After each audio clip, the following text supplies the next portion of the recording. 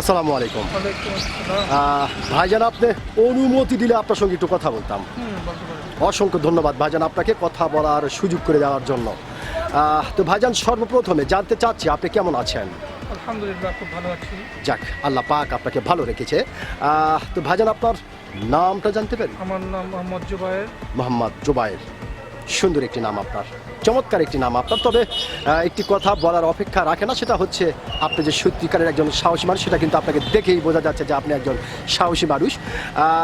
তো ভাইজান, যেহেতু আপনি বাংলাদেশের একজন সচেতন নাগরিক এবং বাংলাদেশের একজন সাহসী মানুষ, সেই ক্ষেত্রে এই বিষয়টি আপনার কাছ থেকে জানতে চাচ্ছি যে আমাদের বাংলাদেশ স্বাধীন হবার পর থেকে যতগুলি মানুষ রাজনৈতিক বক্তব্যের মঞ্চ থেকে শুরু করে নিয়ে, ওয়াজ মাহফিল থেকে শুরু করে নিয়ে, যে যেখান থেকে পেরেছে বাংলাদেশের অধিকার নিয়ে কথা বলেছে, আমরা দেখেছি সেই সমস্ত মানুষগুলিকে কারণে অকারণে বেকারণে হত্যা হতে হয়েছে। তো ভাইজান, আপনি একজন সচেতন নাগরিক এবং একজন সাহসী মানুষ হিসাবে আপনার কাছ থেকে জানতে চাই যে কেন বাংলাদেশের অধিকার নিয়ে কথা বললে তাকে এভাবে অকালেই প্রাণ দিতে হয়?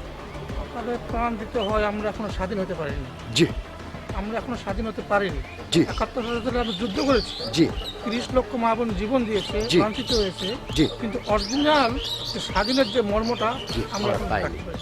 জি, পরবর্তী ৫৪ বছর, আমরা যুদ্ধের ৫৪ বছর হয়ে গেছে। জি, আমাদের রাজনৈতিক দলগুলো জি, এখনো তারা আমাদের স্বাধীনতার যে মর্ম, যে যে সাধারণ পাবলিকদেরকে জি, জি, তারা এখনো দিতে পারে না। দিতে পারে নাই, যার কারণে এই সমস্যাগুলি হচ্ছে।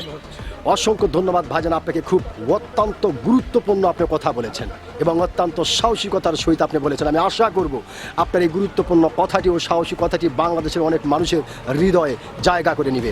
অসংখ্য ধন্যবাদ আপনাকে। আসসালামু আলাইকুম।